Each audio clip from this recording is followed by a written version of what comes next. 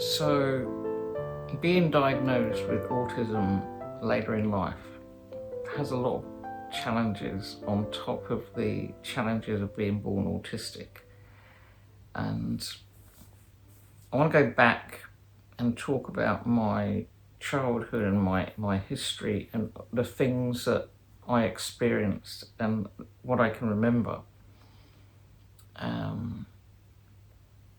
And explain how some of this all comes about, because there's a lot of, although that's then and this is now, there's a lot of stuff that you go through that has to be faced and that you need to come to terms with. So from when I had this concept of myself as this like entity, this being, a kind of separate individual from everyone else and the planet I was living on, I felt odd. Something wasn't quite right. Something didn't fit. I was really very much an outsider. It was almost like there was a kind of a cloud or something around me, and I couldn't actually connect with real life. Or what I saw as real life. And everyone else knew how to do everything, and they were just way better at life than I was, and I was just this big failure. And what that does is you get this low self-esteem and attracts a lot of negativity. And so that was even before I started school. I had those feelings of being alien. And then at school it carried on, I was like a misfit. I remember really not liking playtime because you had to kind of be social and deal with other kids. I didn't like group activities.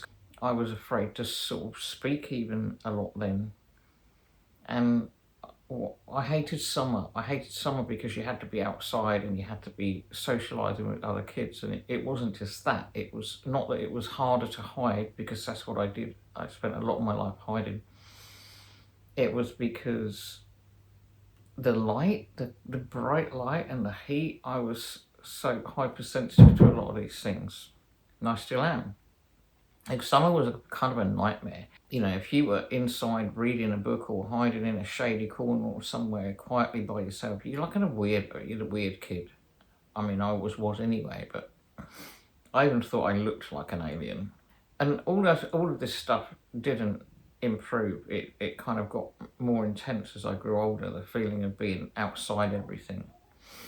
I was kind of a tomboy in the way I did ever relate to the other kids. I was more likely to be collecting bugs in a corner than hanging out with the girls or stuff.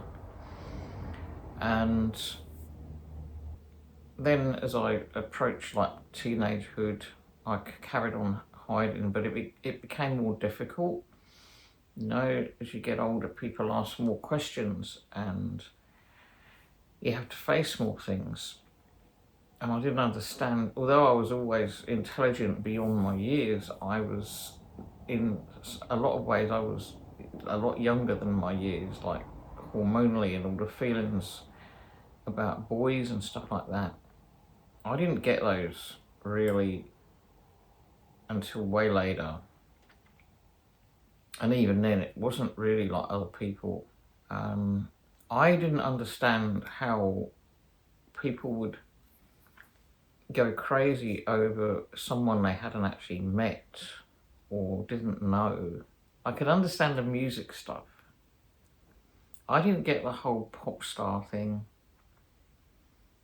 While I could understand the music and loving the music, I loved music, I didn't understand how people could go crazy over a picture of someone that they hadn't met.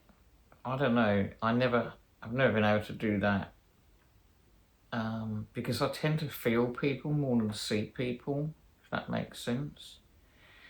Anyway, I can remember really wanting to kind of look less abnormal and trying to fit in. And even though very few people came to my house, I did have a poster on my wall I think it was David Cassidy or somebody.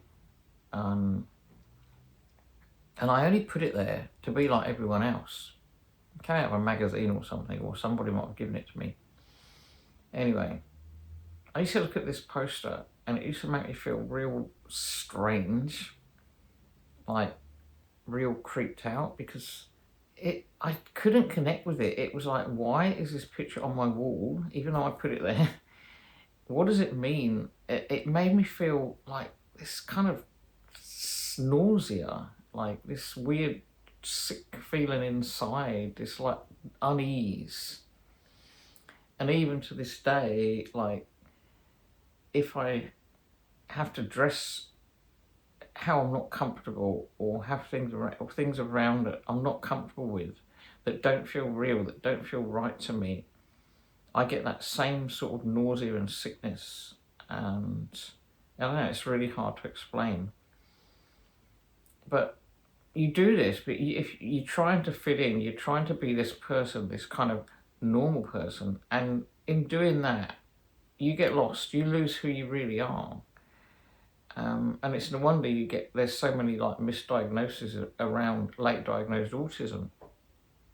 I spent a lot of my later teenage years and my 20s in and out of hospitals, where I was given every drug imaginable, which only made me worse. None of it helped. I spent months and years pretty much hidden away in hospitals, institutions, going through psychologists and psychiatrists, and nothing helped. I was misdiagnosed with so many different things, like, bipolar disorder, chronic depression, social phobia, anxiety, severe anxiety, agoraphobia, multiple personality disorder, you name it, I was diagnosed with it. And that's quite common, I think, with people like me. And then you just go through life carrying all these things with you. The walking failure with the heap of failures on their back and a big history of failure and not being good enough. And you always work in underpaid jobs if you can have a job. Sometimes it's really hard to keep a job because of all the anxiety and social issues. You attract abusive relationships. You have addictive behaviours. And life becomes just tougher and tougher. And you struggle. You just struggle. For me, I survived by hiding. That was my trick. I hid from society. In any way I could, I would make any excuse I could to keep away from people. I became quite a hermit. I mean, I had a family, and it was one of the best things that happened to me. It wasn't planned. But when my firstborn, when I was pregnant with her, it was amazing. I felt like, for the first time in my life, I didn't feel lonely. It was like I had a fellow passenger in my spaceship. And when she was born, although I had this beautiful, healthy baby, I grieved. I grieved for my little friend, my little passenger, my little fellow being. It's hard to explain. And I love my kids and I loved being a mother, but I still hid away. I hid away a lot. And although my relationship wasn't that, I had several abusive relationships before I got married. Violent, nasty relationships that shrunk me even further. And by the time I met my husband, I was this really little shrunken person. And because I had these bad relationships, I didn't really recognise emotional abuse for what it was, because I've been doing it to myself for years and allowing other people to do it, gaslighting me, weirdo, crazy, and I became kind of a joke, I guess. And I would laugh at myself all the time along with everyone else. And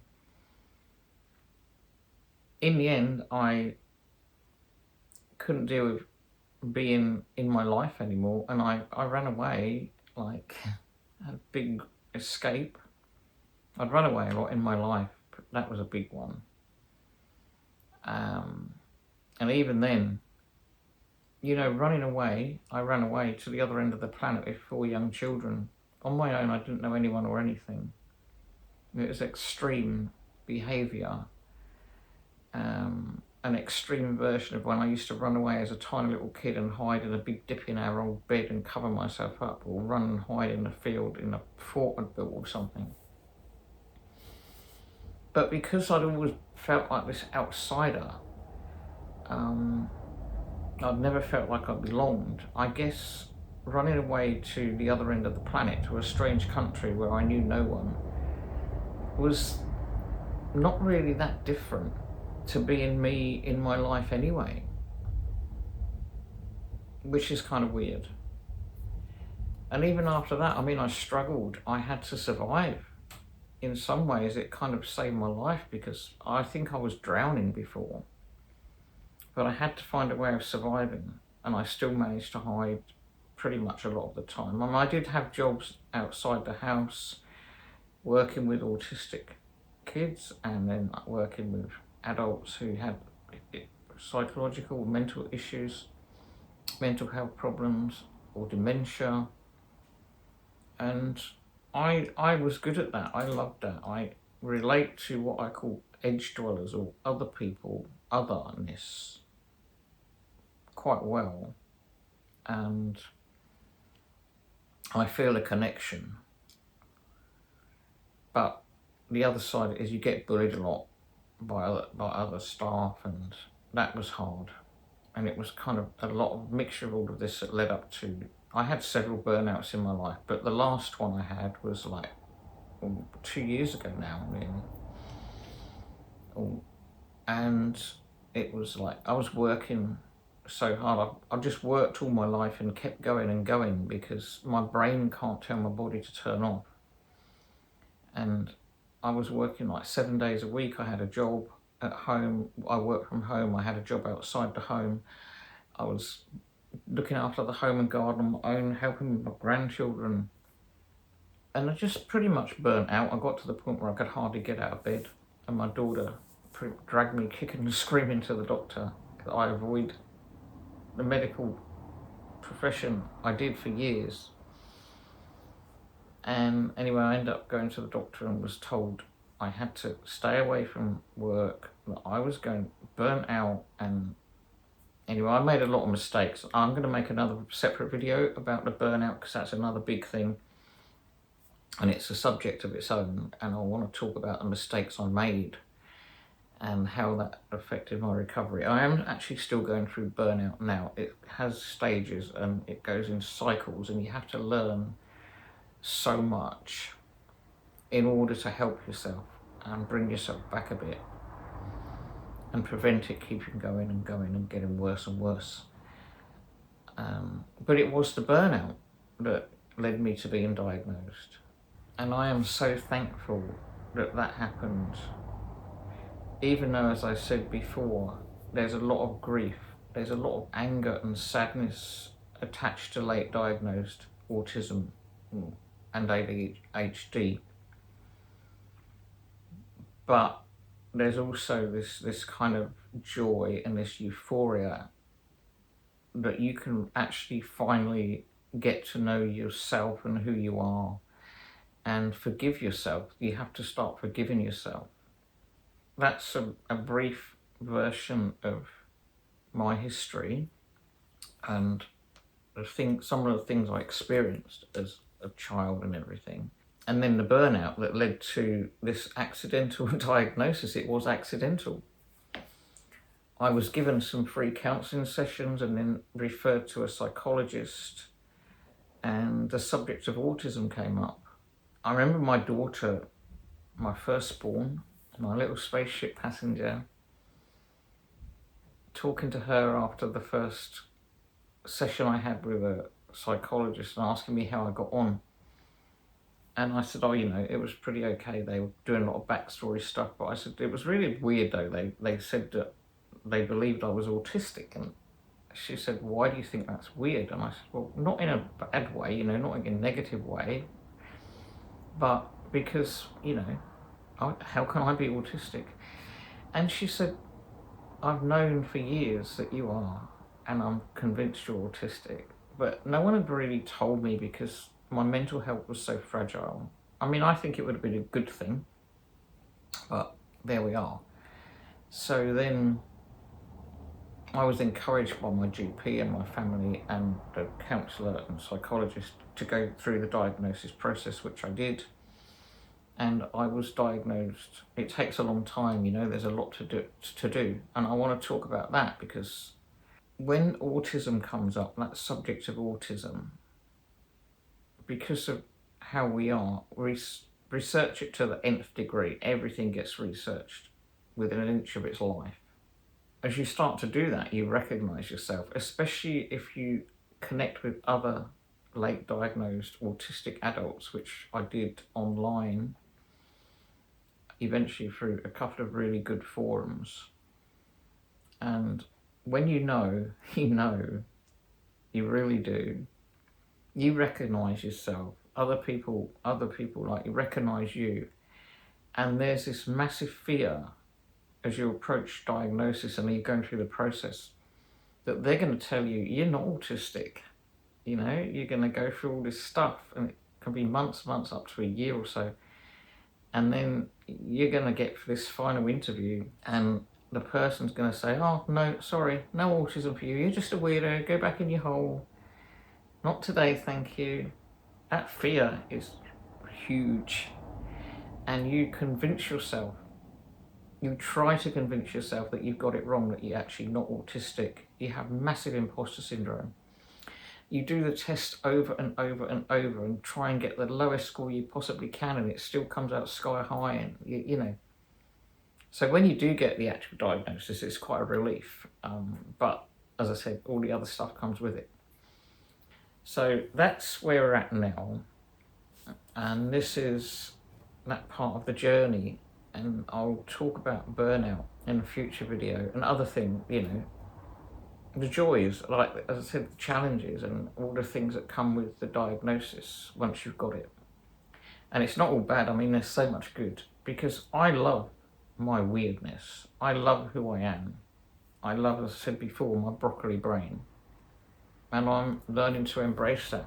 But you cannot do that without the forgiveness. You've got to keep reminding yourself. I've had experiences this very recently on a recent trip as well, and every single day, and I have to remind myself that I deserve to forgive myself for things that I've done unknowingly, and even the way I've treated myself and allowed others to treat me.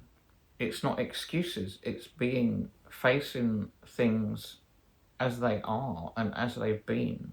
I mean, for me, it sounds weird that you would go 5 decades without someone noticing. I mean, obviously my daughter did, and probably a lot of other people did, but no one really said anything to my face. And I'd avoided the medical profession for years. When I was at school, autism wasn't a thing, especially for girls. It got missed. My upbringing meant that no one really noticed it, because my mum was a single mum and she worked, and she didn't see a lot of us in the daytime. She worked long hours to support us. We were brought up by different people at different times of the day, and a couple of generations, like, would have been my grandparents' age. People didn't notice. They didn't know about those things. They didn't talk about mental illness then or anything like that. You just put up with it.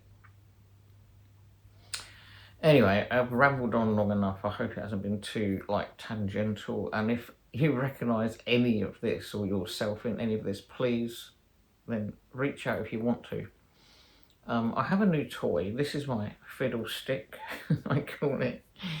There's actually a microphone in there, and I'm hoping it's working. It's a little DJI mini mic, one of those little things that you see people clip on with a little fluffy bit on them. I had really bad sound because of my rooms echo a lot in the house, and I tried the mic, but it came out really muffled. And then I found this thing, and it was pretty cheap. I think it was on Amazon or somewhere, and it's just like got inside. I'm not going to take the lid off because it will fall to bits, but I will maybe another time. Is a little DJI mini mic, and this is like I guess what do you call it? A filter thing, like a giant foamy version of the wind fluffy thing. But it's also a fiddlestick, you know, like I have to have something in my hand. And I've got a fiddlestick and a good excuse for having it. So it's goodbye from me and goodbye from the fiddlestick. And I might see you again. Oh, I quickly came back to say that in my intro video, in the first video I made for this channel, I was so nervous and felt so awkward being on camera. I still do it, it's a struggle. I forgot to say my name. My name is Bobby. Hello. And my channel is called Broccoli and Toast. I'll tell you why it's called Broccoli and Toast in another video. There's going to be fun here too, because I've got a good sense of humour. Well, it's kind of weird, but it is there. It is. So, yeah. Sorry about that, and yeah.